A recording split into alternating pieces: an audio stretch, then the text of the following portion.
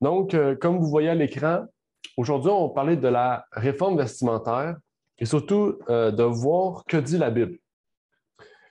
Donc, la Bible nous en parle. Okay? Ce n'est pas un sujet que la Bible nous parle beaucoup, par exemple, comparativement au sabbat ou comparativement à la justification par la foi ou en parlant de la divinité.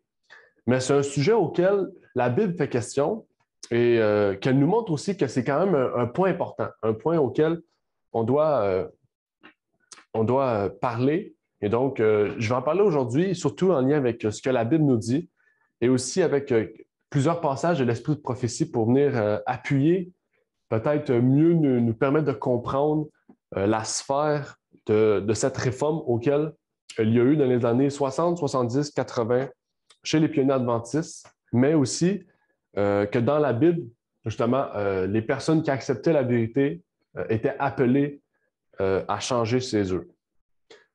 Il faut déjà savoir, avant qu'on lise le texte du jour et qu'on puisse prier, que la réforme vestimentaire n'est pas seulement question entre, surtout, le fait de distinguer l'homme de la femme, mais c'est un appel qui est beaucoup plus large. Okay?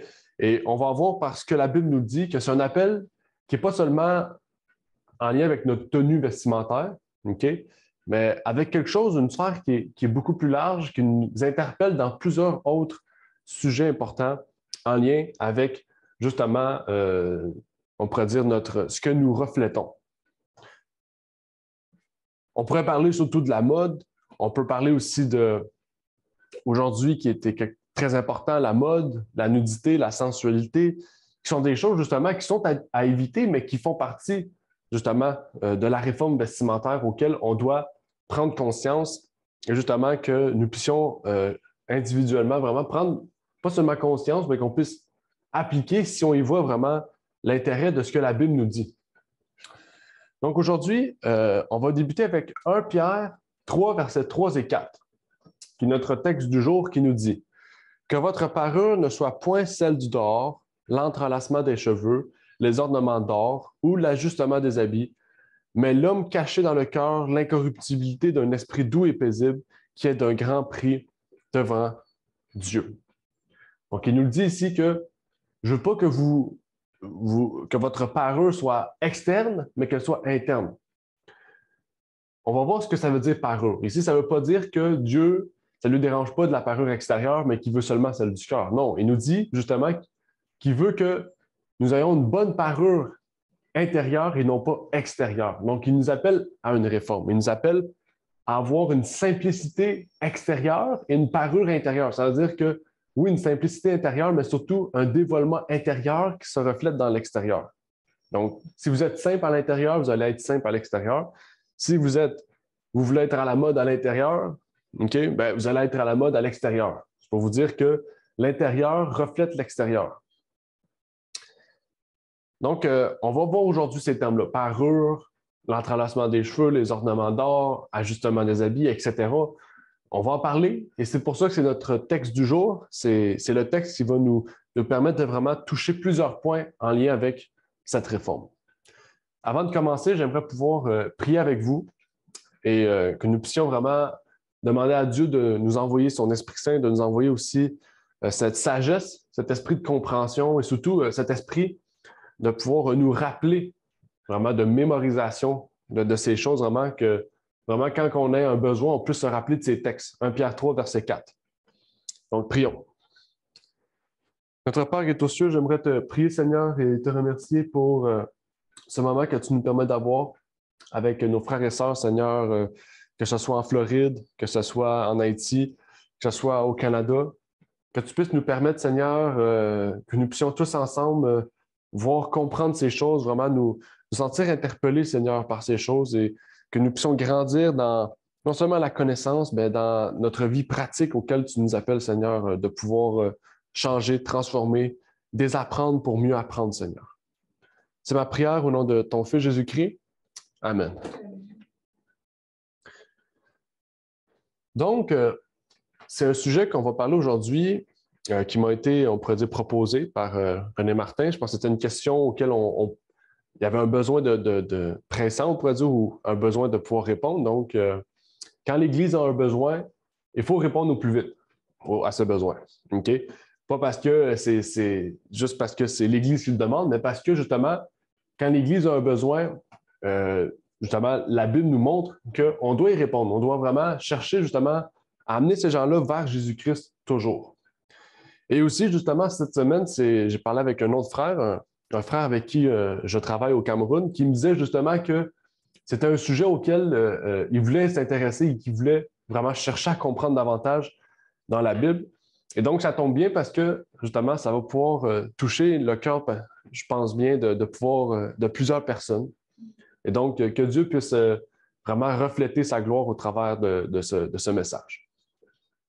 La réforme vestimentaire, débutée par les pionniers adventistes et même prêchée par ce dernier, en accord avec la loi et le témoignage, vont dans un sens qui est très large. Vont dans un sens auquel, si on prend le contexte historique des années 1800, c'est un contexte auquel les gens aimaient vraiment avoir une grande parure extérieure. Même qu'on pourrait reculer de 100 ans en arrière, les gens, hommes comme femmes, portaient de grandes perruques, si vous vous rappelez de grandes perruques, mettaient beaucoup de maquillage, beaucoup de choses extérieures pour refléter leur royauté, pour refléter leur richesse. Et donc, ça, c'était une réforme importante, vraiment, à nous appeler à être simple, à nous appeler à voir que notre royauté ne devrait pas se refléter extérieurement, mais devrait se refléter intérieurement. Quand on dit royauté, c'est que la simplicité, on pourrait dire l'amour, la joie, la paix, les fruits de l'esprit, ce sont des fruits qui sont royaux. Et ces fruits-là sont intérieurs et non pas extérieurs. C'est ce à la quoi Dieu nous appelle à avoir, justement.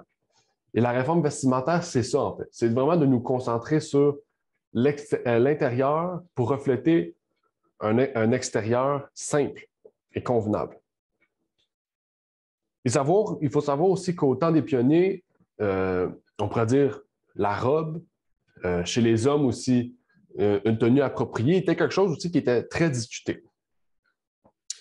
Mais il faut revenir peut-être à un côté historique qu'on n'a peut-être pas beaucoup étudié, que même les pionniers n'ont pas beaucoup parlé. Souvent, les pionniers prennent des côtés historiques pour amener leurs points aussi. Et la Bible nous montre que c'est comme ça qu'on doit étudier. La méthode, par exemple, pour étudier Apocalypse, c'est une méthode qu'on appelle historique, okay? Une méthode d'interprétation qui a toujours existé dans le monde protestant, qui nous appelle justement à voir que les prophéties sont des prophéties qui commencent au temps à laquelle le prophète dit la prophétie jusqu'au retour de Jésus. Et c'est des prophéties qui sont donc historiques. Donc, pour faire une réforme, il faut connaître qu'est-ce qui nous amène à être réformés, qu'est-ce qui nous amène à avoir une réforme. OK? Donc, pour savoir qu'est-ce qui nous amène à avoir une réforme, il faut connaître l'histoire, justement, qui nous amène à voir que, on pourrait dire, les gens ont déraillé vers un chemin de l'homme plutôt que de Dieu. Et à cette époque-là, il y avait un mouvement qui grandissait. Un mouvement qui grandissait doucement, qu'on appelle le droit pour la femme. Dans les années 60 et 70, et même jusqu'en les années 80, il y a eu pendant ces 30 années-là un mouvement de droit pour les femmes, auquel les femmes cherchaient à avoir leurs droits, leur égalité au niveau politique, donc le droit de vote, etc., le droit de travailler, plusieurs autres points auxquels les femmes cherchaient déjà à avoir. Quand je dis les femmes, bien sûr, ce n'est pas toutes les femmes. Okay? C'était certains groupes, bien sûr, de femmes qui cherchaient à pouvoir adopter cette mode de pensée qu'on est égaux, mais vraiment dans tout. Et à ce moment-là, les femmes ont commencé justement à porter des jupes de plus en plus courtes pour dévoiler, on pourrait dire, leur pantalon ou même leur dessous. Okay? Et à cette époque-là, dans les années 1860, 70 et 80, le droit des femmes était convoité par les gens qui étaient spiritualistes. Donc, les gens qui étaient spiritualistes, c'est des gens qui avaient le mode de pensée spiritisme. Okay? Donc, là, il faut rentrer dans le but. Il faut rentrer dans ce qui est dit. Ceux qui voulaient le droit des femmes, c'était des gens qui étaient du mouvement spiritiste. Donc, mouvement spiritiste, c'est un mouvement auquel les gens entrent en contact avec les esprits, entrent en contact avec les morts, entrent en contact avec des démons. Okay? Donc, vous avez déjà une idée de qui de base avait cette idée de réformer le monde. Bien sûr, dans les années 1960-70, par la suite, on pourrait dire que c'est à ce moment-là vraiment que le monde a changé au niveau des droits. Et à ce moment-là, un mouvement est créé qu'on appelle le féminisme, qu'on connaît plus aujourd'hui, qui a été, on pourrait dire, fondé et créé par des francs-maçons. Okay? Donc, la première femme pour le droit des femmes avait créé la première loge franc-maçonne pour les femmes. Okay? Donc, là, ici, c'est juste un parallèle. Parce que pour vous montrer que les pionniers faisaient face à cette réforme, déjà une réforme, on pourrait dire, d'égalité pour le droit des femmes, qui amenait aussi les femmes, pas seulement à avoir les mêmes droits que les hommes, mais à avoir tout ce que les hommes ont. Que ce soit leur travail, donc les hommes avaient un certain type de travail, les femmes voulaient, un certain type d'habillement, les femmes voulaient, un certain type d'autres choses, les femmes voulaient. En fait, le droit des femmes, c'était un voile derrière quelque chose de beaucoup plus grand. Et c'est de ça, justement, que les pionniers faisaient face. Donc, c'est pour ça que les pionniers étaient dirigés vraiment sur la question des robes, etc., ou de la question plus axée sur les femmes. Mais bien sûr, la réforme vestimentaire touche, en fait, les deux genres, hommes et femmes. Mais il faut s'entretenir maintenant à ce que la Bible dit.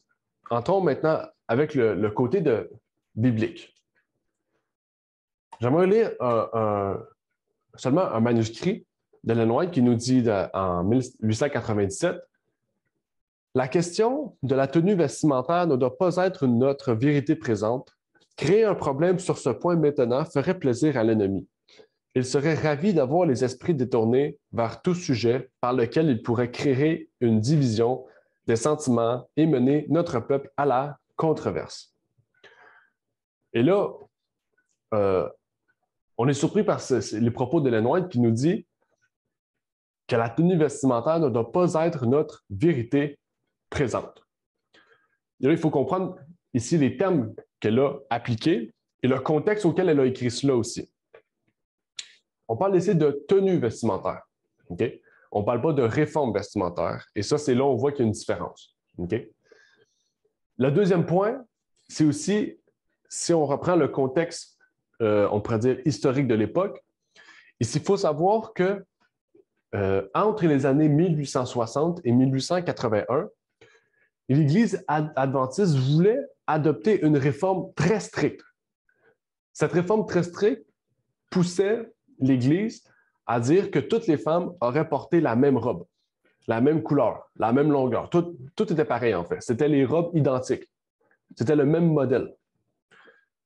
Et en fait, quand les femmes ont commencé à porter cela, quelques femmes, ça a créé beaucoup de controverses, beaucoup de chicanes, on pourrait dire, beaucoup de séparations et de divisions.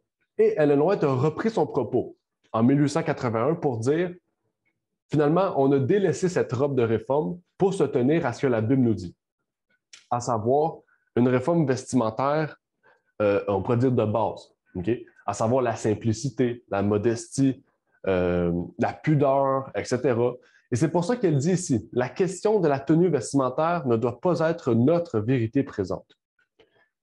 Ici, c'est juste pour vous dire qu'il y a un point important à tirer de cela. C'est que quand on parle de réforme vestimentaire, il ne faut pas aller dans un extrême qui nous amènerait en fait à dire, bon, ben, il ne faut pas aller plus bas que 9 cm, il ne faut pas aller les manches ici 8 cm plus haut. En fait, quand on va dans un extrême, on tombe ici dans un sujet qui n'est pas de notre vérité présente. On tombe dans un sujet auquel on n'a pas discuté pour nous créer de polémiques ou de discussions inutiles. Vraiment, on doit nous contenter à ce que la Bible nous dit. La Bible nous dit que les hommes aient leurs vêtements et que les femmes aient leurs vêtements. On va le lire dans quelques instants. Et ça, c'est vraiment, on pourrait dire, ce que c'est la réforme vestimentaire réellement. C'est vraiment la distinction entre l'homme et la femme, et par la suite entrer dans une simplicité, une modestie, une pudeur dans cette réforme.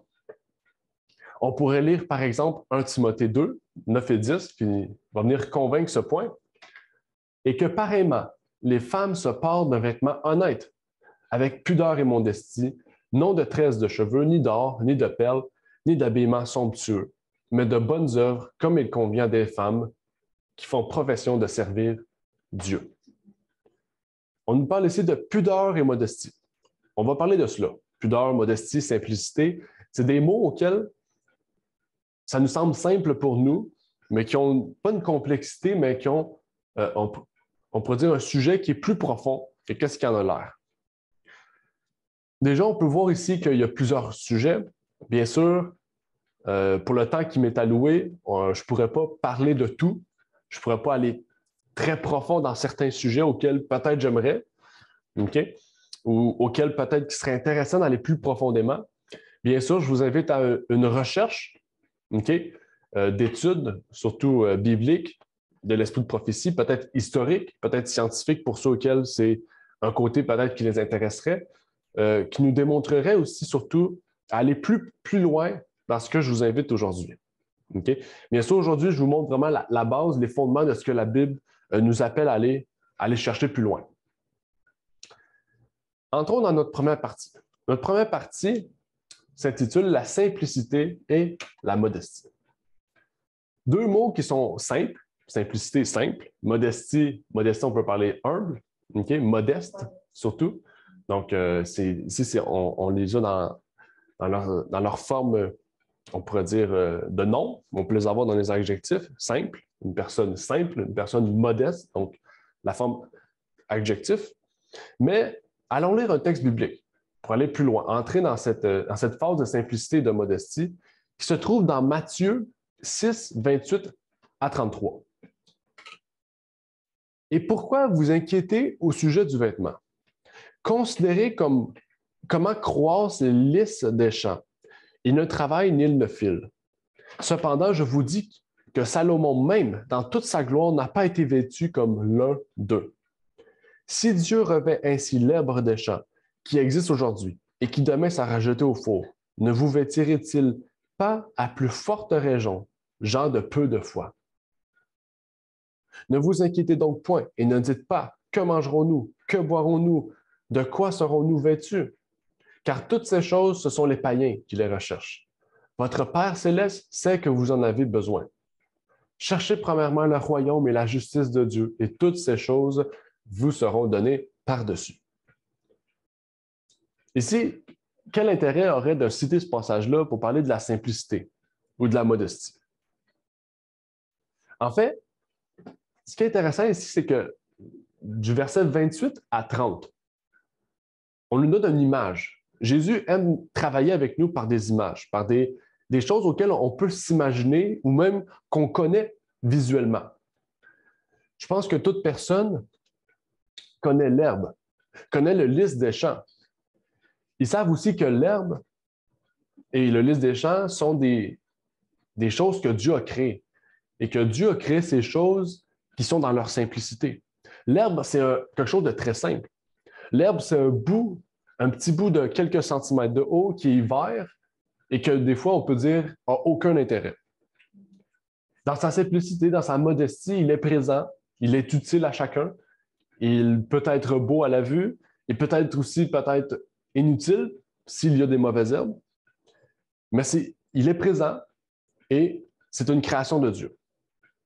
Et ça nous dit au verset 29, pour mettre en lien avec cela, « Cependant, je vous dis que Salomon même, dans toute sa gloire, n'a pas été vêtu comme l'un d'eux. » Ici, on parle comme l'un d'eux. On dirait que Jésus, ici, personnalise le lys des champs, personnalise l'herbe des champs. Pourquoi?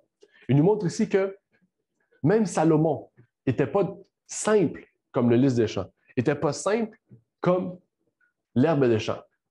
Salomon, dans toute sa gloire, n'a pas été vêtu comme l'un d'eux.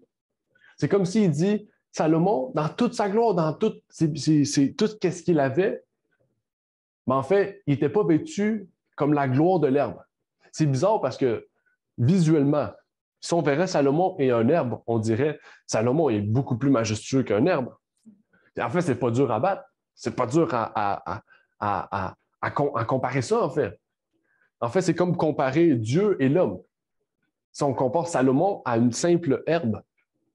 Mais il nous montre ici que l'herbe, dans sa simplicité, est plus glorieux que Salomon avec tous les bijoux, tous les trucs en or ou tous les vêtements somptueux qu'il aurait. Il nous montre ici, en fait, que nous devrions ressembler à l'herbe des champs. L'herbe des champs est simple, est majestueux, est modeste. Et dans ces choses-là, c'est là que la gloire se reflète. Et on parle bien sûr de la gloire de Jésus. C'est pour ça qu'il nous dit ici, cherchez premièrement le royaume et la justice de Dieu, et toutes ces choses vous seront données par-dessus. En fait, cette simplicité qu'on recherche à l'intérieur va se refléter à l'extérieur. Qu'est-ce qu'on recherche dans notre cœur va se refléter dans notre vie. Et comme le texte le dit, les païens cherchent toujours à révéler l'extérieur, avec des boissons qui coûtent une fortune, des plats qui coûtent une fortune, des habits somptueux, des voitures à grand prix, des maisons avec plusieurs pièces tandis qu'ils vivent seuls. Et Dieu nous dit, si vous recherchez le royaume et la justice de Dieu, vous aurez une maison pour habiter. Bien sûr, elle sera dans sa simplicité. Vous aurez des boissons d'une grande fortune, pourtant d'une petite qualité. Dans le sens, le vin, le jus de raisin. Le jus de raisin que Dieu nous donne, c'est une boisson qui est délicieuse. Moi, j'adore le jus de raisin. C'est un parallèle. Ben, j'adore le jus de raisin, puis c'est quelque chose que Dieu nous donne. Et quand je le bois, vraiment, je me dis, ça vaut beaucoup mieux qu'une boisson alcoolisée. Ça vaut beaucoup mieux qu'un grand vin, comme on appellerait aujourd'hui, de 1940, qui coûte peut-être 1 000 $. Dans cette simplicité-là, Dieu nous révèle vraiment l'importance de ces choses. Il nous révèle vraiment que si on recherche, bien sûr, à acheter, comme aujourd'hui, de l'eau qui coûte 1 000 $, parce qu'on peut acheter de l'eau qui coûte 1 000 $, qui est produite d'une façon très spécifique, mais qui est pareille que de l'eau qui coûte 1 $ ou de l'eau qu'on a gratuitement. En fait, on va avoir une plus grande gloire en allant vers cette eau que Dieu nous a offerte gratuitement que vers cette eau que l'homme nous offre, qui coûte 1 000 $, mais qui nous révélerait qu'on a beaucoup d'argent. C'est à ça, en fait, que Dieu nous appelle. Dieu nous appelle à cette simplicité. Il ne nous appelle pas, on pourrait dire, à aller vers des choses qui, en fait, qui ne valent pas le prix, en fait. Okay? Vers des choses, au Québec, qu'on appellerait cheap, qu'on appellerait de basse qualité. Bien sûr, Dieu nous appelle à avoir quelque chose de qualité, mais à quelque chose de décent, en fait. Même qu'on peut aller plus loin, parce que la définition, l'une des définitions de simplicité dans la concordance Strong, et là, écoutez bien, simplicité, absence d'ornement artificiel comme la simplicité d'un vêtement, d'un style, d'un langage. La simplicité dans l'écriture est le premier ou les excellents. Qu'est-ce qu'il nous dit? C'est quoi la simplicité? L'absence d'ornement artificiel. C'est quoi un ornement artificiel? En fait, tout ce qu'on ajoute sur notre corps, que ce soit des bagues, que ce soit des bijoux, que ce soit des bracelets, que ce soit des piercings, que ce soit, etc., des choses, en fait, qui nous rend plus grands, plus importants extérieurs, ou plus, on pourrait dire, qui nous rend plus beaux à l'extérieur, mais qui sont quoi? Artificiels. Ça nous dit après, simplicité, comme la simplicité d'un vêtement. Mais après ça, il nous dit d'un style, d'un langage. Parce que oui, Dieu nous montre en fait que même qu'on devrait avoir une simplicité de langage, en fait. OK? Les philosophes, quand on lit leurs livres, il y avait de grands mots, il y avait de grandes expressions, il y avait des poèmes, des choses qu'on ne comprenait pas trop. Puis on se dit, wow, cet homme-là était vraiment intelligent. Mais pourtant, qu'est-ce qu'il voulait dire? C'était très simple. Mais la façon qu'il dit le rend complexe. Et quand on lit la Bible, des fois, c'est ça qu'on se dit. On se dit, la Bible, c'est un livre complexe. Puis quand on le lit, c'est tellement simple. Matthieu, regardez, on vient de lire un texte de Matthieu, il nous parle de l'herbe des champs. C'est pas compliqué pour l'homme de se faire une idée de comparaison entre Salomon et l'herbe des champs. Parce que tout le monde connaît l'herbe des champs. Les chrétiens connaissent bien sûr Salomon, les non-chrétiens peut-être pas. Mais quand on rouvre la Bible et qu'on découvre ces choses-là, on se dit que finalement, c'était peut-être plus simple que qu'est-ce que ça en était de l'air. Et c'est à cela que Dieu nous appelle, à cette simplicité, sans ornement, peu coûteux, qui nous amène vraiment à nous concentrer plutôt sur l'intérieur que l'extérieur. Et ça nous amène à cette modestie. Parce que oui, Dieu nous appelle à cette modestie. Et encore une fois, on a une définition de modestie. Une définition qui est qui est très importante. Correctement retenu par un sens de la convenance. J'ai souligné convenance. On va y revenir dans quelques instants. Par conséquent, ça dit pas osé ou audacieux. C'est le contraire. Okay? Pas osé, on comprend ce que ça veut dire pas osé. Audacieux, c'est comme quelqu'un qui est audacieux, c'est quelqu'un qui fait quelque chose qui est pas habituel, en fait. Même que quand on le voit, on va dire wow, tu as vraiment confiance en toi pour t'habiller comme ça. C'est quelque chose, en fait, qu'on peut-être qu'on n'a jamais vu. Mais après ça, ça dit pas présomptueux ou arrogant, pas vantard, pas osé ou audacieux, on répète, pas relâché ou obscène, modéré, pas excessif ou extrême, pas extravagant. Bon, il y a plusieurs mots, plusieurs répétitions. On en comprend le sens. OK? Modestie veut dire pas osé, pas audacieux. Ça veut dire convenant, okay? Un vêtement de convenance. Ça dit pas osé, mais ça dit aussi intéressant, pas arrogant ou vantard. Donc, quelqu'un qui, par exemple, verrait un petit chandail avec le crocodile. Pour ceux qui ne connaissent pas le crocodile, c'est Lacoste. Pour ceux qui verraient le petit crocodile ici, Lacoste, mais en fait, c'est arrogant ou même vantard. OK?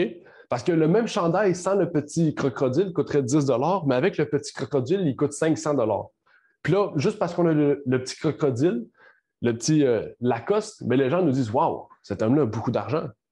Cet homme-là a beaucoup d'investissement à donner pour un chandail. Tandis que le petit à côté chandail sans crocodile, qui est aussi une marque qui est respectable, coûte peut-être 10 fois moins le prix. Et aussi, ce n'est pas pour vous critiquer, pour vous dire si vous portez Lacoste, c'est fini, vous êtes vantard. Non, bien sûr que non. Mais c'est pour vous dire que si vous achetez le petit crocodile parce que vous sachez que ce petit Lacoste-là va vous permettre de dire bon, ben, regardez ce que j'ai acheté, on devrait se poser des questions sur le but, mais surtout l'intérêt. Et c'est pour ça ici que je voulais revenir sur la convenance. La convenance, qu'est-ce que c'est la convenance? En convenance, on voit ce qui convient. C'est un mot qui est assez simple. On pourrait dire aussi que c'est quelque chose qui convient, soit dans un lieu, parce que selon le lieu, il y a des choses qui conviennent. Par exemple, quand on va dans un mariage, je ne vais pas arriver en robe de nuit, je ne vais pas arriver en camisole. Quand on va dans un mariage, on a une certaine convenance. Quand on va dans une cérémonie, par exemple, de décès, j'oublie le terme exact, funérailles, il y a une certaine convenance différente d'un mariage. Par exemple, quand on est à la maison, il y a une autre convenance. Quand on est seul dans notre chambre, soit avec notre mari ou notre femme, ou seul parce qu'on n'est pas encore marié ou pas en âge, il y a une autre convenance, en fait. On voit que selon le lieu, mais aussi selon le genre, il y a une convenance. Selon l'homme et la femme. On a un certain niveau de convenance pour chaque genre, et c'est normal. Par exemple, Deutéronome 22, verset 5 nous en parle de cette convenance. Une femme ne portera point un habit d'homme et un homme ne se revêtira point d'un habit de femme. Car quiconque fait ces choses est en abomination à l'Éternel, ton Dieu. Ici, on pourrait aller plus large. Aujourd'hui, okay, si on prend la Bible puis on dit on l'adapte selon le temps, aujourd'hui, la femme porte des pantalons, les hommes aussi. Donc, comment on fait pour différencier ça? En fait, il faut comprendre qu'on ne peut pas le retirer de son contexte. Il faut rester dans son contexte. Déjà, dans la Bible, on pourrait voir que les hommes portaient des certains types de tuniques et les femmes aussi. Les deux portaient ces longues tuniques-là. Mais qu'est-ce qui les différenciait? C'était le nom et aussi le type. Okay? C'était la même, visuellement, ça se ressemblait, mais ce n'était pas du tout le même. En fait, si une femme aurait porté, j'oublie les noms exacts de ces différentes tuniques-là, vous pourrez aller fouiller sur l'Internet, c'est facile d'accès. Mais en fait, quelqu'un de l'époque savait distinguer que ça appartenait à un vêtement de femme et ça appartenait à un vêtement d'homme. Aujourd'hui, certains pourraient dire, on voit la distinction.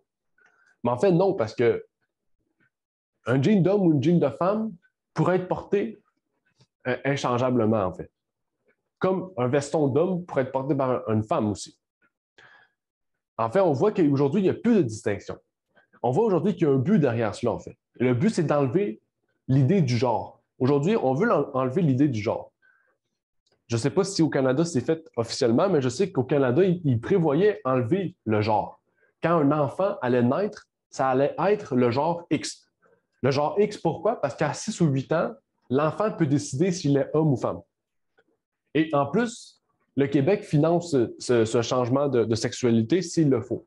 Donc, on voit que derrière cette idée de rendre l'homme et la femme égaux, il y a une idée aussi de supprimer le genre et d'amener, en fait, l'humanité à ne plus être homme ou femme, mais à être X. Ça veut dire neutre. OK? Neutre. On voit qu'il y a un mélange, un problème dans cela, en fait. Parce qu'en détruisant cette distinction homme et femme, même dans le vêtement, que par sa coupe de cheveux ou que par plusieurs autres choses, mais en fait, on perd notre identité. On perd aussi l'identité à ce que Dieu nous appelle, en fait. Dieu fait bien la distinction entre l'homme et la femme. La preuve, dès le commencement du monde, il montre que la femme vient de l'homme. Dieu a pris la côte d'Adam pour former la femme. Bien sûr, le terme Adam signifie homme et le terme Ève signifie femme. Okay? Le nom, okay? La signification de Adam et Ève, c'est homme et femme. Donc, il y a bien deux genres. On ne peut pas dissocier cela. S'il y a deux genres, il y a aussi deux styles ou deux façons de s'habiller. Okay? Les hommes ont une façon, les femmes ont une façon. Et depuis toujours, depuis la nuit des temps, je ne sais pas si depuis quand, qu'il y a eu un changement drastique entre le type d'habillement, mais on voit que les hommes portent des pantalons et les femmes portent des robes ou des jupes. Jamais vous verrez un homme porter une jupe. Jamais vous me verrez porter une jupe. Si vous me verrez porter une jupe, vous allez dire « Hein, le monsieur, c'est une femme » ou « Le monsieur porte des vêtements de femme ». Et là, ça risque de créer la confusion. On pourrait prendre aussi 1 Corinthiens 11, qui nous parle, par exemple, de la chevelure de la femme comme un voile et une gloire pour elle. Si moi, par exemple, j'ai des cheveux qui vont jusqu'au niveau du dos, au niveau des fesses, vous allez dire quoi? Mais d'après 1 Corinthiens 11, vous allez dire que c'est une honte pour l'homme d'avoir cela. Car Dieu démontre par ce verset-là que l'homme doit avoir les cheveux courts. Donc, on voit qu'il y a une distinction entre l'homme et la femme au niveau du côté extérieur. Mais on ne va pas entrer dans ce verset-là, bien sûr, dans le verset de 1 Corinthiens 11. On va vous laisser étudier en paix, à tête reposée, ce verset, ce chapitre plutôt, pour que vous puissiez remarquer par vous-même ce qui est dit dans ce chapitre-là. On remarque vraiment que aujourd'hui, la mode que Babylone veut nous amener, c'est une mode qui nous amène à détruire le genre et donc le nombre, même le nombre. Okay? On dit souvent le genre et le nombre quand on est en français. Mais aujourd'hui, même le nombre est détruit. Peut-être pas en Haïti si vous lisez des articles politiques ou des articles d'actualité, mais au Québec surtout, si vous lisez des articles, vous allez voir qu'aujourd'hui, ils utilisent un type d'écriture, j'oublie le terme, mais c'est un type d'écriture qui est neutre. Ce qui veut dire que quand ils vont écrire « il », entre parenthèses, ça va être écrit « elle ». Ça ne sera plus juste le genre masculin qui est écrit. Aujourd'hui, le genre masculin ne gagne plus. Aujourd'hui, c'est le genre neutre. On ne peut plus écrire aujourd'hui « Ah, le masculin l'emporte ». C'est fini ce temps-là. On est pour ceux qui pensent là, c'est la vieille école pour ces gens-là. On est conservateur si on dit que l'homme, que le masculin emporte sur le féminin en français. On y voit vraiment cette idée, juste par l'habillement, juste par la mode. Okay? On est rendu au point de dire que le français ne peut plus dire que le masculin emporte sur le féminin. Vraiment, il y a beaucoup de questions à se poser. C'est pour ça que je vous dis qu'aujourd'hui, en une prédication, je ne pourrais pas tout vous dire ce qu'il y en est. Et même encore, je vous parle en ce moment, ça fait un petit moment et je ne suis même pas à la moitié de ce que j'ai à vous partager aujourd'hui. Donc, je vais peut-être accélérer un peu, sinon on va être ici pour 2h30. Mais on va avancer avec la suite. On nous parle de la décence. Décence, on pourrait dire en synonyme discrétion. Okay? La décence, c'est quelqu'un auquel on ne se fait pas remarquer. C'est sûr que si tout le monde, par exemple, à un mariage est habillé en blanc, puis quelqu'un arrive en orange, vous êtes pas décent. Dans le sens, pour le lieu et tout, on voit que vous êtes habillé en orange, tout le monde va vous remarquer, tout le monde va aller vers vous.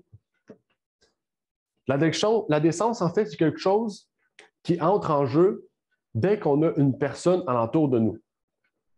Quand je dis une personne alentour de nous, c'est que dès, par exemple, qu'on n'est plus seul, okay? Dès qu'on est en compagnie d'un invité, d'un membre de notre famille, autre que notre mari ou notre femme, même nos enfants, ou nos petits-enfants, ou nos grands-parents, ou nos parents, ou nos sœurs, littérales ou sœurs spirituelles, ou frères littéral ou frères spirituels, il y a une décence à avoir. Okay? Il y a une certaine décence à avoir. Aujourd'hui, comme vous le savez, il n'y a plus de décence. On n'a plus cette décence-là, mais Dieu nous appelle à avoir cette décence-là. Autant pour les hommes que pour les femmes, bien sûr. À chaque fois, on parle tout le temps des hommes et des femmes. On pourrait voir aujourd'hui, par exemple, les hommes qui vont à la plage torse nu, ou même qui, dans la vie de tous les jours, sont torse nu, se promènent aujourd'hui même dans les rues, peut-être pas en Haïti ou peut-être, mais ici aussi, on voit les hommes ou les femmes, ils marchent torse nu dans la rue. Ils vont en auto, ils vont au McDonald's, ils vont dans tous les restaurants qui existent, torse nu. On peut voir les femmes qui portent des pantalons très, très courts, okay, ou même peut-être en n'en plus porter, parce qu'aujourd'hui, les plages, il y a certaines plages qui sont auxquelles on a le droit de porter flambant nu, au complet, nu, toute nue. Et même justement au Québec, il y a une loi, si je ne me trompe pas, s'il y a quelques années, auquel les femmes ont le droit de se promener sans soutien-gorge, c'est-à-dire sans haut, au parc, dans les lieux publics. Okay? Donc, bien sûr, ça crée de la confusion, ça crée des problèmes. Parce que Dieu nous a créés décents, nous a créés avec une décence, en fait. On pourrait continuer avec cela, là. Il y en a beaucoup, beaucoup. Bien sûr, vous pouvez imaginer la mode, qu'est-ce qu'elle apporte aussi comme modification sur le genre. Mais en lien avec ça, avec la mode surtout, la servante du Seigneur nous dit, dans le témoignage numéro 4, l'obéissance à la mode imprègne nos églises adventistes du 7e jour et fait plus que toute autre puissance pour séparer notre peuple de Dieu. Ça dit quoi? L'obéissance à la mode. Ça ne veut pas dire que vous ne pouvez pas vous habiller à la mode. Si la mode, bien sûr, respecte la simplicité et la modestie, vous pouvez prendre quelques pièces ou quelques morceaux, quelques idées de cette mode. Mais ici, ça nous dit l'obéissance à la mode. C'est-à-dire les gens vraiment qui suivent la mode.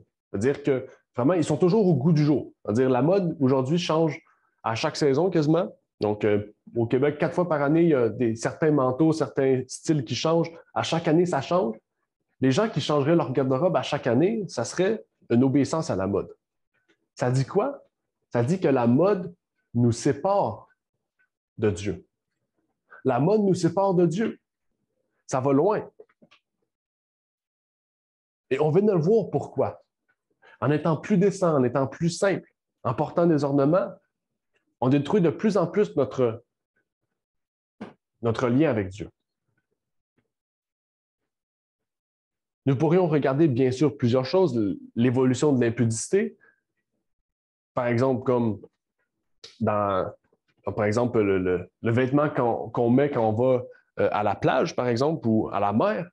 On voit qu'au début, dans les années 1800, 1700, il y avait une robe qu'on appelait la robe, je ne me trompe pas, c'est la robe d'eau. C'est une robe d'eau. C'est une robe qui est plus mince, mais qui permet d'aller dans l'eau. Okay? Aujourd'hui, les femmes, comme je vous ai dit tout à l'heure, ils se promènent toutes nues, ou même les hommes toutes nus, ou ce que les plages nudistes qu'on appelle.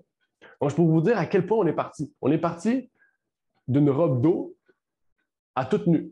Aujourd'hui, on est toutes nues, là. On peut aller toutes nues dans une plage, auquel on est parti à une robe d'eau. Donc, imaginez-vous, là.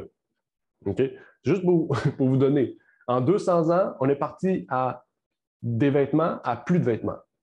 Donc, c'est grave, là. On pourrait continuer. On va s'arrêter avec ce point-là. On va avancer dans un autre point. Un point important. Un point que Dieu nous appelle. À savoir le plan de Dieu versus le plan de l'homme. Bien sûr, comme vous le savez jusqu'à présent, on a vu ce que Dieu nous demande, ce que l'homme aussi veut. Cela, bien sûr, entre On aurait pu mettre ce point-là avec la simplicité, la modestie, etc. Mais ici, vraiment, je vous apporte une distinction.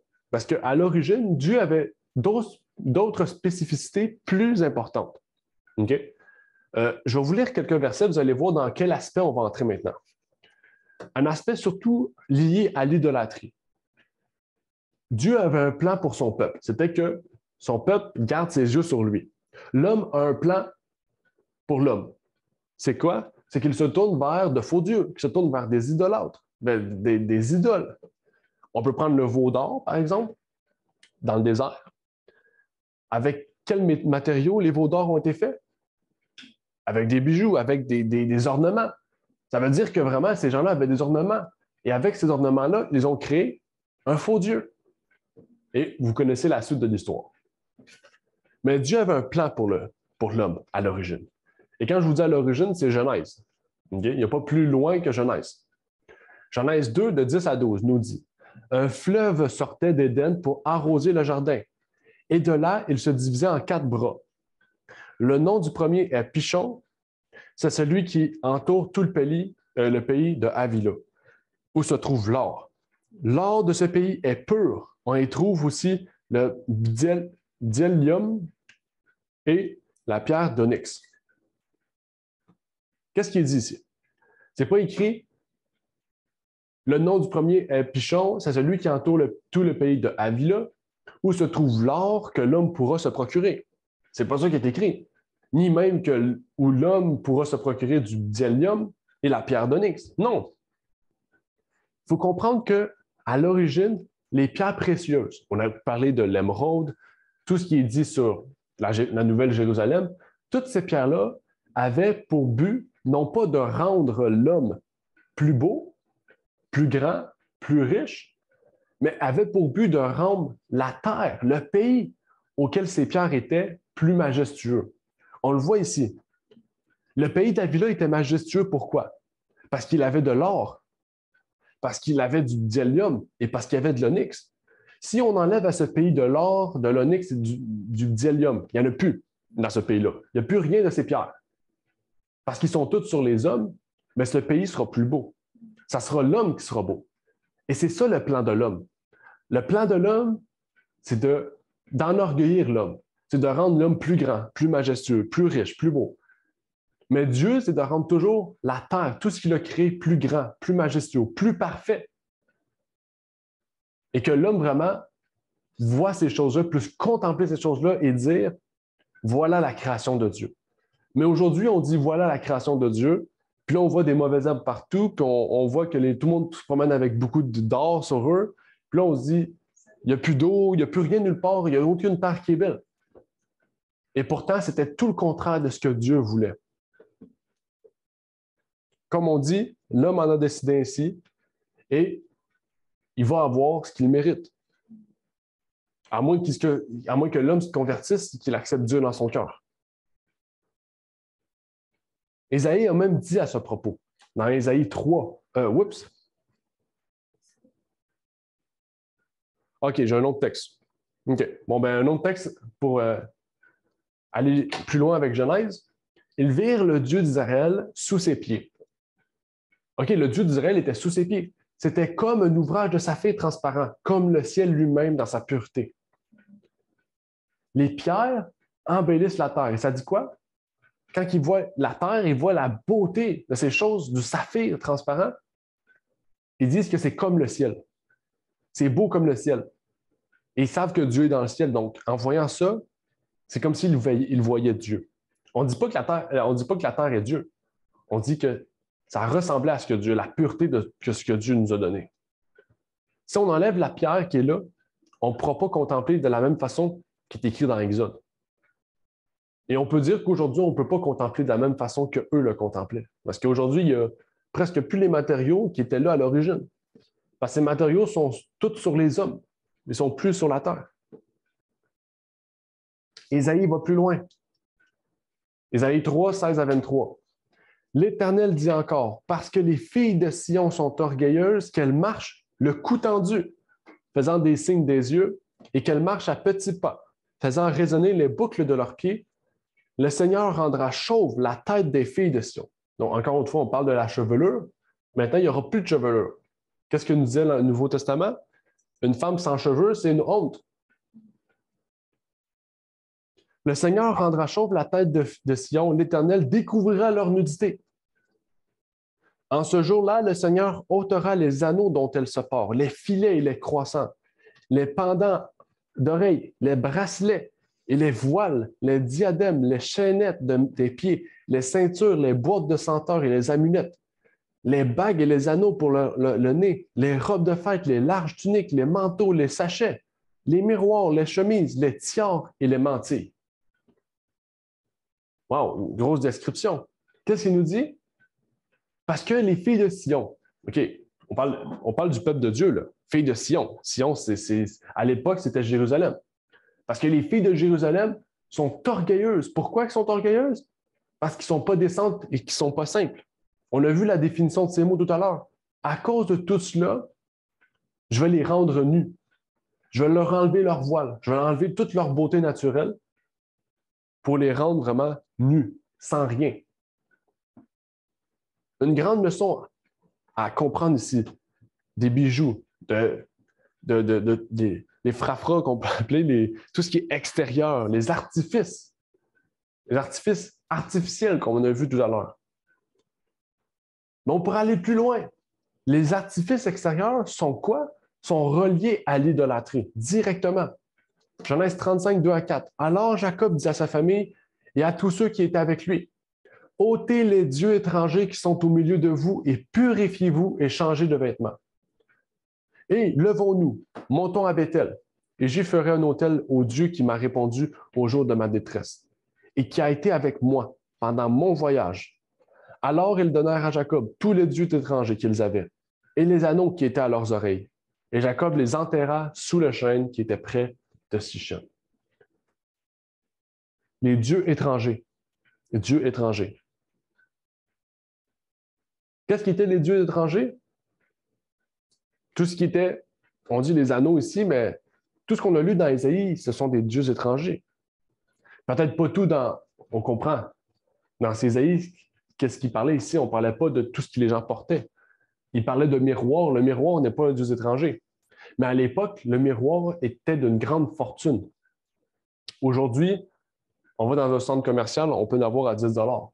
C'est pour ça que je vous dis qu'il faut voir aussi comment c'était. OK? On pourrait aller plus loin. Lisons Jérémie. Jérémie 4, verset 30. Et toi, dévasté, que fais-tu? Quoi que tu revêtes de peau, que tu te portes d'ornements d'or et que tu te bordes tes yeux de fort, tu t'embellis en vain. Tes amants t'ont méprisé. C'est ta vie qu'ils cherchent. Qu'est-ce qu'il dit ici? On parle du maquillage, on parle de vraiment tout ce qui nous embellit de l'extérieur. Et on peut aller plus loin. OK? On peut aller plus loin. Et aussi ici, j'aimerais ça vous parler, parce qu'il a parlé d'amants ici, qui t'ont méprisé. Amant, on sait c'est quoi un amant.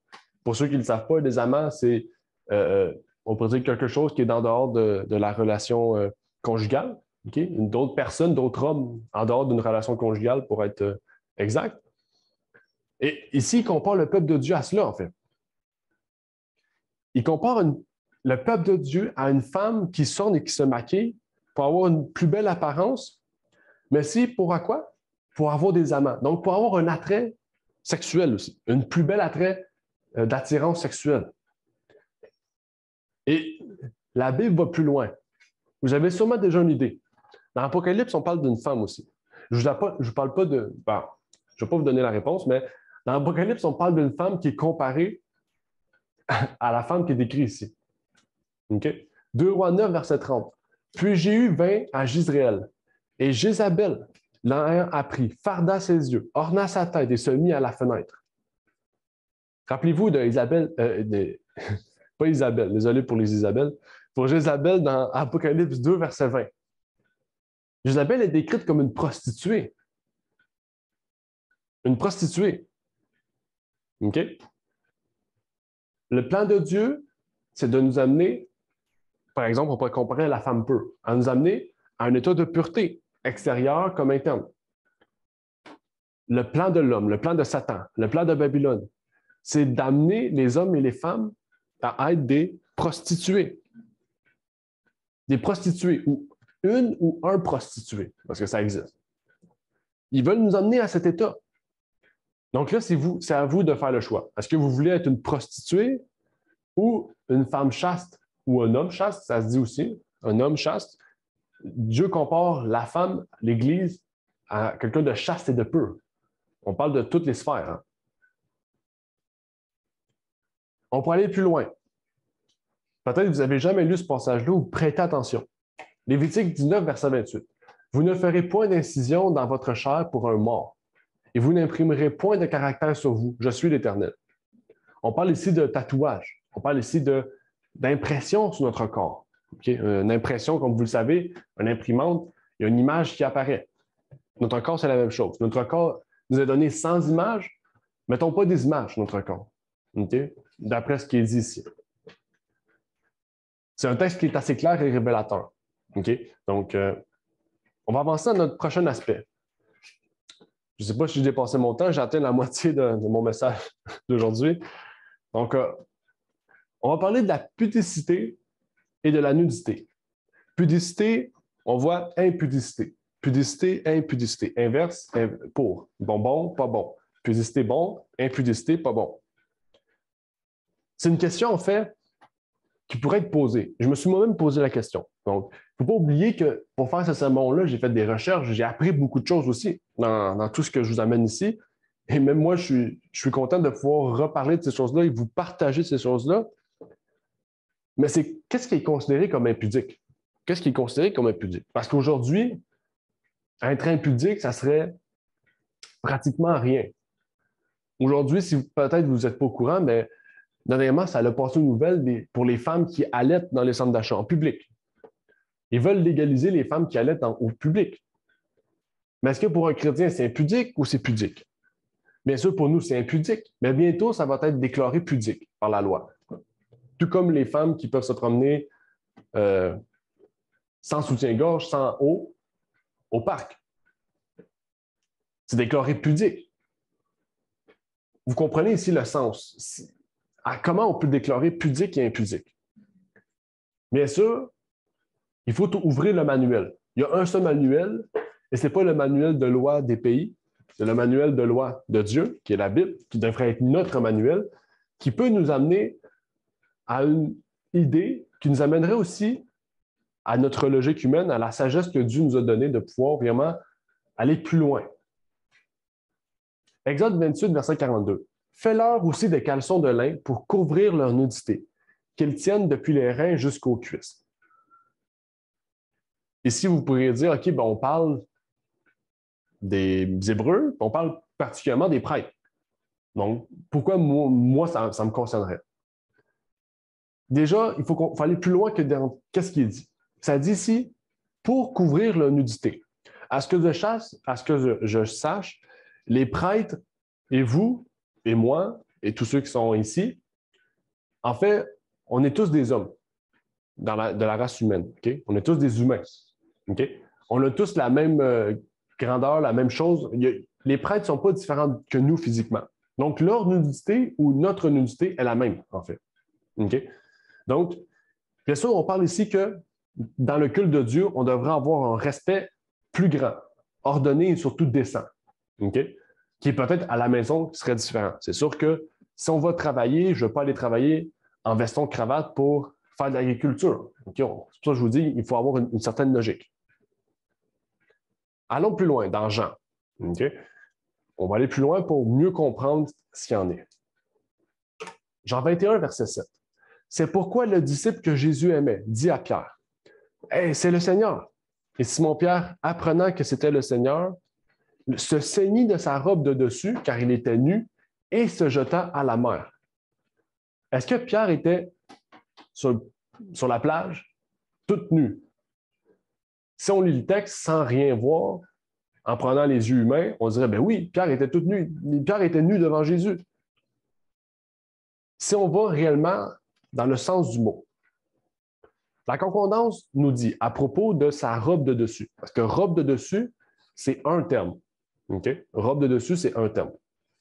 Qui veut dire, qui est, epandutes. Okay? Epandutes, qui veut dire. Jean 21, verset 7 semble indiquer une sorte de blouse ou robe que les pêcheurs portaient à leur travail. Il faut comprendre que Pierre n'avait plus cette robe de travail. Donc, il était en sous-vêtements. Et ça dit quoi? Qu'il était nu. Sous-vêtements, c'est nu. Okay? Donc, nu, ce n'est pas au complet. Il faut savoir qu'est-ce que ça en est sur la nudité. Donc, la nudité, c'est quelque chose qui est plus large. Donc, on revient maintenant à ce qu'Exode nous dit. Exode est très clair sur ce qu'il nous a dit à propos de la nudité. Et pourquoi j'en parle aujourd'hui? C'est parce qu'on parle de pudeur, de modestie, de simplicité. La nudité rentre dans ce terme-là, et surtout dans le contexte d'aujourd'hui, qui est un contexte auquel la nudité, c'est quelque chose de libre, on peut dire. Il faut vraiment bien définir qu'est-ce qu'il y en est. J'aimerais lire un commentaire de Exode, OK? De Gill. Peut-être que vous connaissez Gill, c'est un commentateur biblique des années 1700, 1800, qui nous dit, dans Exposition of the Entire Bible, donc exposition de la Bible entière, tu leur feras des culottes de lin pour couvrir leur nudité, ou la chair de la nudité. Cette partie du corps ne doit pas être nue et exposée à la vue, et qui, lorsqu'elle l'est, provoque la honte et le ridicule. Ce qui est conçu est facilement tiré de la clause suivante. On a pris grand soin, au service de la maison de Dieu, de préserver la décence, d'empêcher l'immodestie et de se prémunir contre le rire et la légèreté. Et on doit toujours prendre le même soin. Il devait aller des reins. Vous savez où est le rein? Le rein il est plus au niveau du dos. Okay? Je ne sais pas quel côté exactement, mais je sais qu'il est au niveau du dos, jusqu'à la cuisse. Il devait aller au-dessus du nombril, près du cœur, et jusqu'à l'extrémité de la cuisse qui est au genou. Comme le dit Maïmonide, qui observe aussi qu'ils avaient des cordes, mais sans ouverture devant ou derrière, mais qui étaient dressées en rond, comme une blouse. Ils étaient une sorte de tiroir, et un peu comme les pantalons de nos marins. Okay? Maïmonide, c'est un philosophe juif, okay, qui a beaucoup relaté, on pourrait dire, ce qui était pratiqué par les Juifs dans le temple. Donc, c'est pour ça qu'il parle d'Exode ici. Il cite Maïmonide, qui fait des parallèles entre les années 1800, 1700, ce que les Juifs pratiquaient dans la Bible. Okay? Donc, il parle ici du genou jusqu'au rein, même au niveau du cœur. Okay? Donc, on comprend bien que pour les hommes et pour les femmes, on comprend bien que pour les femmes, c'est un peu plus haut, OK? Mais pour les hommes, on comprend ici que, aussi pour les hommes, il y a une partie auquel on ne peut pas mettre à la vue de tous. OK? Quand on dit à la vue de tous, c'est qu'on ne peut pas mettre en public. Ça dit quoi? Ça serait déclarer légèreté, ça pourrait provoquer le rire, etc. Donc, on voit vraiment que aujourd'hui, quelqu'un sans haut, on dit, on ne rit pas. Parce qu'on sait qu'aujourd'hui, c'est normal. Mais il faut reprendre le contexte et surtout se dire que la Bible nous dit vraiment d'avoir une décence, vraiment d'être pudique. Et même dans Lévitique, on nous dit justement, je ne me trompe pas, c'est Lévitique 18 ou 16, on nous dit que tu ne révéleras pas la nudité à ton père, à ta mère, à tes frères, à tes sœurs, mari ou femme de chacun. Dans le fond, si ta sœur a un mari, vous comprenez? Dans le fond, on parle de la famille. Enfant, petit-enfant, oncle, tante, mari de oncle, mari de tante, femme de oncle, grands-parents, parents, etc. Vous comprenez? Toute la famille, dans le sens large et rapproché, ne devrait pas voir ces parties du corps, en fait. Parce que c'est des parties qui sont justement, qui appartiennent seulement à nous, donc individuellement, ou entre mari et femme. OK? Donc, ça va plus large, en fait. Aujourd'hui, on voit cela souvent, les enfants aujourd'hui qui ont 8-9 ans, souvent quand on va dans les cours d'éduc, à l'école des fois, ces enfants se changent tous ensemble. 10-15 enfants qui se montrent tous ensemble. Et ça, vraiment, la Bible nous dit non. C'est contre, en fait. Avançons maintenant dans notre prochaine partie. Ah, ben justement, J'avais le verset, Lévitique 18, verset 6. Je ne vais pas le lire, mais de toute façon, vous aurez le PowerPoint pour voir ensuite. On va parler ici des vêtements de sabbat. Qu'est-ce que c'est des vêtements de sabbat? Quelque chose auquel la savante du Seigneur nous parle, que la Bible nous parle aussi d'une certaine manière, comme on vient de le voir avec Exode. Ici, il y a deux idées qu'on va explorer, mais surtout qu'on va voir qu'en est-il réellement de ce que le verset dit. Il y a deux groupes. Un des groupes affirme que les vêtements de sabbat sont des vêtements utilisés seulement pour le sabbat. D'autres, que les vêtements de sabbat sont des vêtements préparés pour le sabbat. On peut prendre des exemples logiques de cela avant d'y entrer dans ce sujet. Le sabbat est un jour spécial pour Dieu, pour nous aussi. Un jour auquel on nous prépare.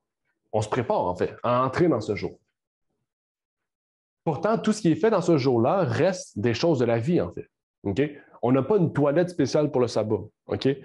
On ne devrait pas avoir une nourriture spéciale du sabbat.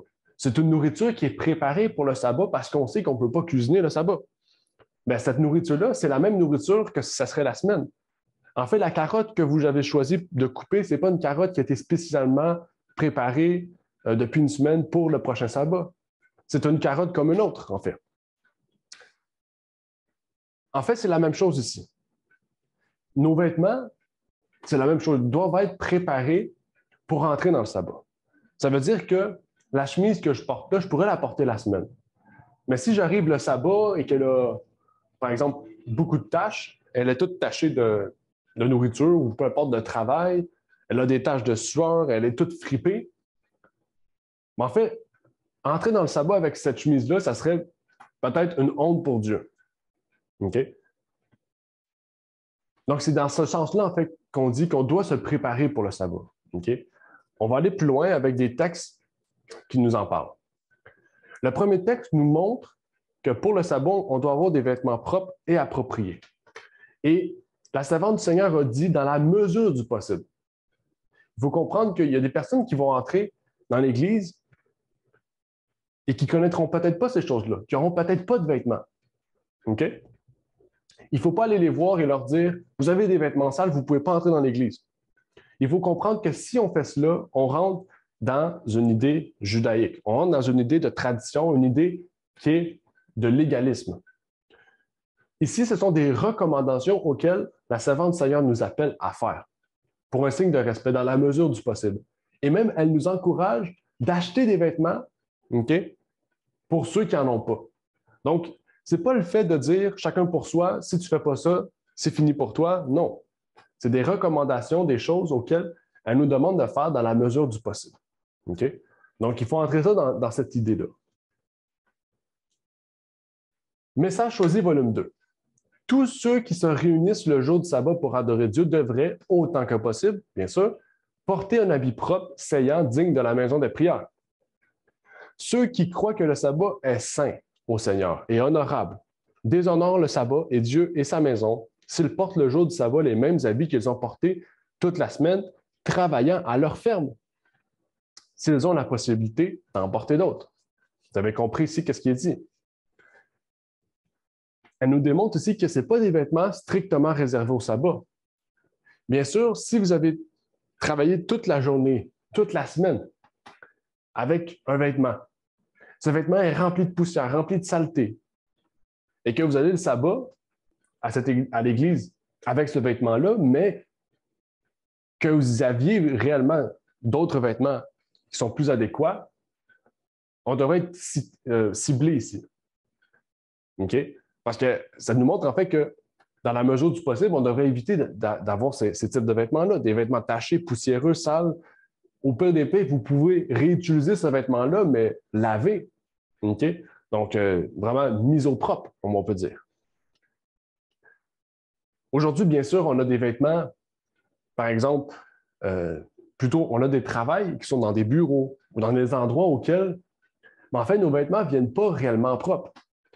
On a aujourd'hui les laveuses et les sécheuses qui, en 40 minutes, vous avez un vêtement propre. Mais à l'époque, ou même aujourd'hui encore, dans beaucoup d'endroits, En fait, on n'a pas la laveuse, la sécheuse, on n'a pas ces vêtements-là. Ça se peut des fois qu'on n'a pas le temps d'utiliser ce vêtement-là. Ben, prenez un autre vêtement qui est propre, qui est prêt, et placez-le pour qu'il puisse être mis pour le sabbat. Tout comme la nourriture. La nourriture subit une préparation le vendredi ou les autres jours auparavant. Nos vêtements devraient subir une préparation. OK? C'est-à-dire soit repassés, soit lavés, ou etc. Et même pour aller plus loin, les Juifs faisaient cela aussi. Les Juifs à l'époque de Jésus. Il y a un moment qu'il appelle le Kabbalat Shabbat. Vous pourrez aller voir sur Internet, Kabbalat Shabbat. Le Kabbalat Shabbat, c'est une réception du sabbat. Et dans cette réception du sabbat, ils s'habillaient convenablement pour ouvrir le sabbat ou pour entrer dans le sabbat. Donc, on voit vraiment que les vêtements qu'ils avaient portés la semaine, qui avaient sali, qui avaient peut-être travaillé, qui étaient un peu poussiéreux, mais en fait, même quand le sabbat entrait, ils changeaient de vêtements pour saluer Dieu vraiment dans un esprit de révérence surtout. Il y aurait surtout plusieurs autres textes. On ne va pas tous les lire parce que ça prendrait beaucoup de temps. Et avançons avec notre dernière partie. Une partie que j'ai trouvée intéressante, que je vous invite aussi à faire beaucoup de recherches parce que je n'ai pas pu tout vous mettre. Bien sûr, je vous ai mis quelques problématiques, qui est la réforme vestimentaire sur notre santé. Comment ça peut avoir un niveau sur notre santé? Surtout aujourd'hui, la mode, quand on veut s'habiller à la mode, des fois, on pourrait dire notre santé, ça passe à second plan. Quand on est à la mode, c'est pas grave si notre santé dérape. C'est pas grave si notre santé va tomber en pièces. Parce qu'on est à la mode. Et ça, c'est un point qui nous sépare de Dieu, parce que Dieu nous a dit, votre corps est le temple du Saint-Esprit. Lisons au premier texte. Avant des citations, des faits. Notre peuple n'a cessé de rétrograder dans le travail de réforme. La sagesse et le jugement ont semblé paralysés. L'égoïsme et l'amour de l'étalage ont corrompu le cœur et détérioré le caractère. Il y a une disposition croissante à sacrifier la santé et la faveur de Dieu sur l'autel d'une mode toujours changeante et jamais satisfaisante. Je n'ai rien à dire parce que tout est vrai. Et surtout aujourd'hui, que c'est une mode qui change toujours et qui ne satisfait plus nos critères. Parce que quand la mode change, il faut savoir que la mode change selon la musique, selon les films, selon l'état des gens. Il va arriver une journée, c'est selon vraiment, on pourrait dire, la sphère du divertissement. La mode change selon la sphère du divertissement. Okay? Si le divertissement dit, bon, pour la prochaine parade, on porte ça, la mode, ça va être ça. Okay? Le divertissement éduque le monde. Okay? Et ça, c'est une problématique parce que le divertissement, c'est facile pour contrôler le monde. On ne va pas entrer dans le sujet, ça serait un autre sujet à débattre, mais dans le divertissement, c'est facile de contrôler les gens. C'est facile de tomber dans le piège de Satan. Et de baisser aussi notre niveau de moralité, comme la savante du Seigneur nous le dit. Commençons avec notre premier point. Là, on va entrer dans des sujets crédibles, des faits. Okay? Des faits qui nous prouvent que la santé est de mise même dans la réforme vestimentaire. Je vais vous montrer des appuis, des preuves. C'est sûr que je n'ai pas pu toucher tous les sujets. J'ai touché des sujets que je trouvais importants, qui étaient des études faciles à pouvoir trouver sur Internet aussi, de pouvoir vous relater, vous partager aussi en ce jour, avant de conclure et de terminer. Aujourd'hui, les talons hauts, c'est quelque chose qui est très populaire. Même les hommes porteraient ça aujourd'hui, okay? Parce qu'aujourd'hui, le genre n'existe plus. En parlant de cela, BBC, donc peut-être que vous connaissez BBC, un endroit de nouvelles, a dit « Les femmes paient le prix de la mode sous la forme d'os et de chevilles foulées. » Ils ont aussi dit, suite à une étude scientifique de l'époque, des recherches récentes suggèrent que jusqu'à 1/3 des femmes souffrent de problèmes permanents.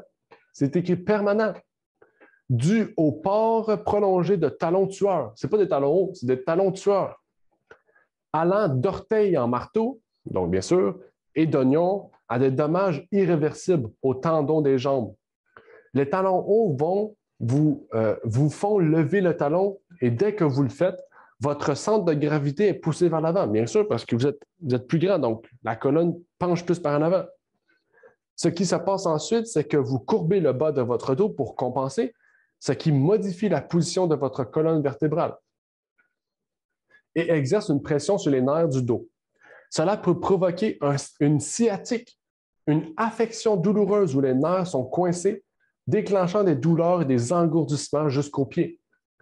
Un autre problème courant est que le tendon d'Achille, qui remonte le long de la jambe, à partir du talon, est endommagé de façon permanente. Ici, on ne parle pas temporaire, on parle permanent. Permanent, c'est toute votre vie. Les gens qui portent des talons hauts, OK, dans le sens large, beaucoup, pas beaucoup, je ne sais pas si vous en portez, le niveau, bien, vous voyez ici les effets irréversibles et réversibles, dans le sens qu'il y a des effets qui peuvent partir quand vous n'en portez plus, des effets qui peuvent rester là toute votre vie.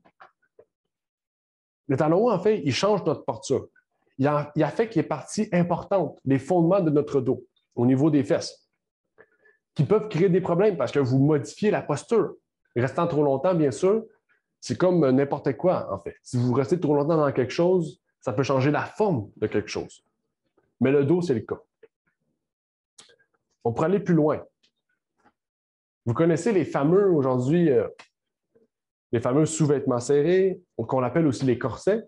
Même Ellen White en parle des corsets, on va en parler dans quelques instants. Mais aujourd'hui, au gym, il y a beaucoup de personnes au gym, surtout les filles, portent des corsets. Le corset a de graves dangers de le porter. Elle nous dit à Savant Seigneur dans The Health Reformer, désolé pour le texte un peu trop haut, j'ai discuté avec de nombreuses jeunes femmes sur le péché de porter des corsets et des robes serrées. Et je n'en ai jamais trouvé une seule prête à reconnaître qu'elle faisait du lassage. Les muscles comprimés ont suspendu leur action dans une large mesure et se sont affaiblis et partiellement paralysés. De sorte que lorsque la pression est supprimée, ils ne peuvent pas jouer leur rôle de soutien du système avant d'avoir eu le temps de se remettre de la compression abusive. Et encore une fois, le sang a été entravé dans sa circulation, dans les veines, par les corsets serrés. Si on enlève la pression, la nature s'efforce de forcer le sang à circuler dans les veines contractées, ce qui provoque des douleurs. Les muscles et les veines ont besoin de temps pour se remettre de l'abus qui les a affaiblis et pour que la nature puisse accomplir son travail comme elle l'aurait fait si elle avait été laissée à elle-même. Ici, vous avez lu péché. Okay? Le péché, ce n'est pas le fait de porter des robes serrées ou des corsets. Okay? Le péché, c'est le fait, comme la Bible nous le dit, c'est que ça nuit à notre santé. Le fait que ça nuit à notre santé, en fait, c'est comme si vous faites quelque chose puis vous savez que c'est dangereux. Okay? Vous prenez un produit, vous prenez une canne, vous voyez qu'il y a une tête de mort. Tête de mort, ça veut dire toxique. Vous vous dites, bon, je vais le prendre pareil, peut-être que ce n'est pas toxique. Mais non, vous allez vous détruire vous-même. Vous comprenez? C'est dans ce sens-là qu'elle dit que c'est un péché. Okay? Ce n'est pas dans le fait de le porter. C'est dans le fait que ça affecte notre santé. Okay? Je sais qu'il y a des gens qui peuvent le porter parce qu'ils ont des blessures au dos, etc. Donc, dans la mesure du possible, évitez cela. Mais si cela peut vous aider à votre dos, alors, il vaut mieux le porter pour que vous alliez mieux que de le porter, en fait, pour d'autres choses. Par exemple, les personnes au gym qui veulent avoir des abdos ou un contour de taille très mince sans forcer. Donc, ça, c'est en fait à éviter. Et on va le voir des faits historiques, même dans les sous-vêtements, en fait. Okay? La science le confirme 100 ans plus tard, aujourd'hui. Les sous-vêtements féminins qui adhèrent trop étroitement au niveau ou au bas de l'abdomen peuvent contribuer à l'inconfort. Les culottes taille haute, trop serrées, peuvent comprimer l'estomac et provoquer un reflux acide dans l'œsophage, ce qui entraîne des brûlures dans l'estomac. Bien sûr, les hommes aussi sont touchés par cela. Je vous prie d'aller lire l'article. Si vous avez accès au PowerPoint que je vais vous partager, vous pouvez cliquer sur le lien directement sur le PowerPoint, accéder à l'article. Dans l'article, c'est un article qui parle de beaucoup de choses. Je n'ai pas pu tous vous citer, bien sûr. Mais il parle des hommes aussi. Je vais vous faire un résumé dans quelques instants. Une culotte taille basse trop serrée peut diminuer la circulation sanguine dans la partie supérieure de la cuisse, entraînant une irritation des picotements ou un engourdissement. Peut-être que vous avez déjà ressenti ça, vous comprenez la raison maintenant. Pour les hommes, en fait, des sous-vêtements serrés, donc qui créeraient une chaleur ou d'humidité plus intense au niveau des parties, en fait, diminuent la production de spermatozoïdes. Pourquoi? Parce qu'en fait, il faut savoir que notre corps a une température qui est à 37,5, si je ne me trompe pas, ou 37,2.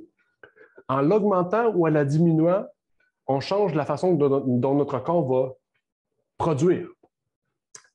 Et dans cette zone-là, si la chaleur augmente de 0,1 %, en fait, on diminue la production de spermatozoïdes. C'est-à-dire qu'il peut vous rendre stérile, en fait, en tant qu'homme, si vous portez des choses trop serrées à ce niveau-là pendant longtemps. On peut avancer.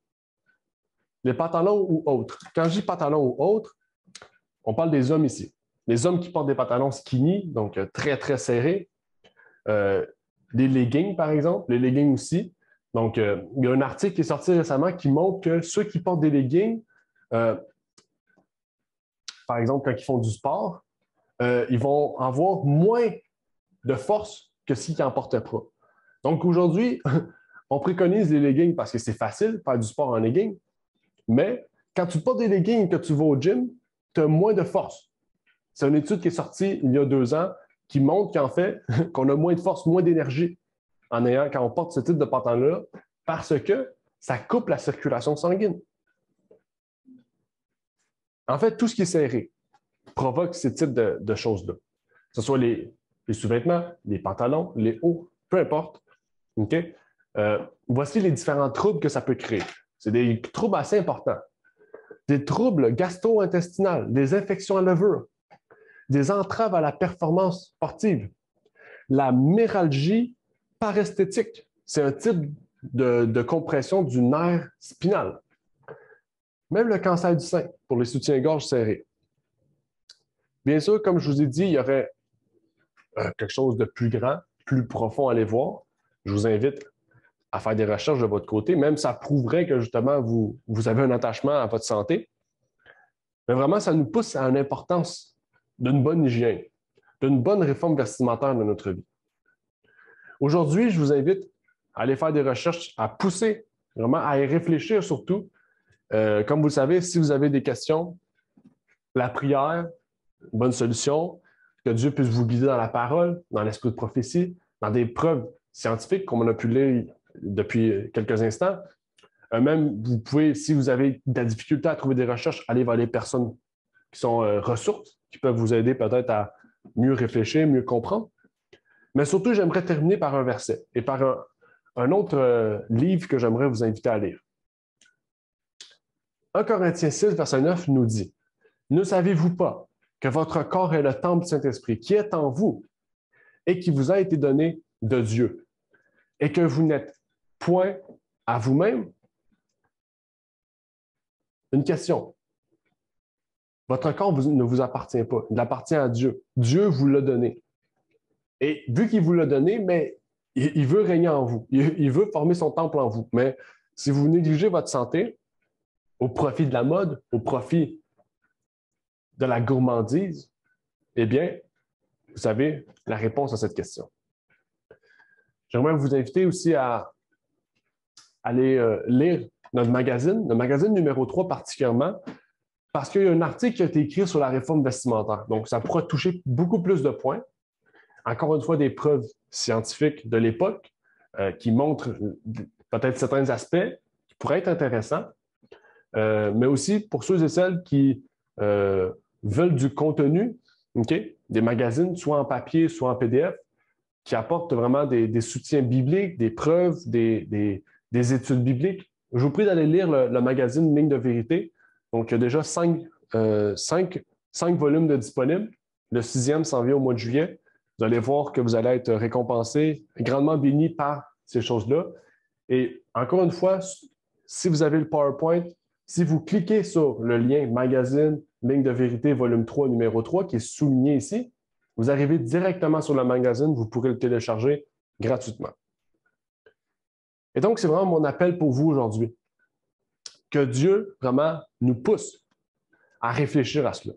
Qui nous pousse vraiment à faire ressortir le jugement que Dieu nous a donné. La sagesse aussi qu'il nous permet d'avoir. Pour vraiment refléter toujours de gloire en gloire. La petite herbe verte qu'on a vue tout à l'heure, le petit lys des champs. Parce que si on essaie de refléter ce que Salomon reflétait, on ne sera jamais glorieux comme Dieu le désirera. Parce qu'il a dit, Salomon n'était pas glorieux comme cette petite herbe verte. Donc, soyons cette petite herbe verte. C'est peut-être la leçon du jour, mais c'est une grande leçon, parce que c'est Jésus qui nous a donné cette leçon de vraiment refléter cette simplicité, cette pudeur, cette modestie. Et surtout, que nous puissions être en bonne santé. Que Dieu vous bénisse et bon sabbat à tous et à chacun. Amen. Amen. Amen.